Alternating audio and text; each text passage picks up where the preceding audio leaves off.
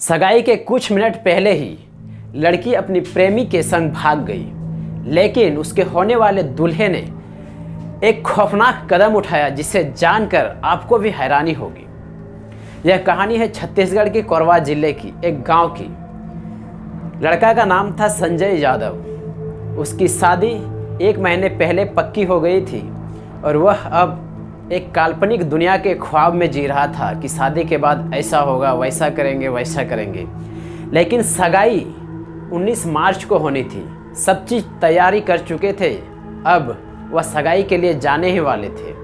लेकिन अचानक एक फ़ोन आती है और यह सूचना देते हुए कहते हैं कि लड़की कुछ ही मिनट पहले यहाँ से भाग गई है किसी लड़के के साथ। यह सुनकर संजय यादव, जो लड़का था, होने वाला दूल्हा, वह हैरान रह जाते हैं और खुद को खुदकुशी करने के लिए एक बड़ा कदम उठाते हैं। वह अपने पिता का एक्सपायरी शुगर का जो दवाइयाँ थी वह 17 गोली एक साथ खा लेते हैं। इसके बाद उसकी हालत बहुत ज़्यादा गंभीर होते चला गया।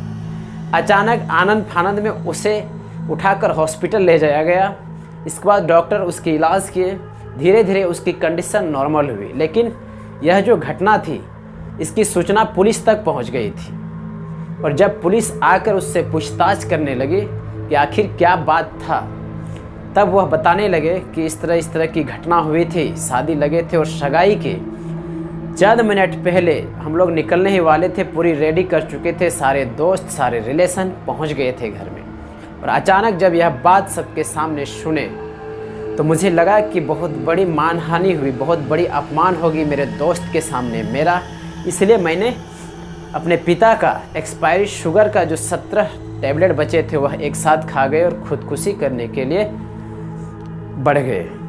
जब उसकी स्थिति नॉर्मल हो गई, यह पुलिस को जब यह बात बताई तो पुलिस भी इस घटना की पूरी छानबीन करने लगी।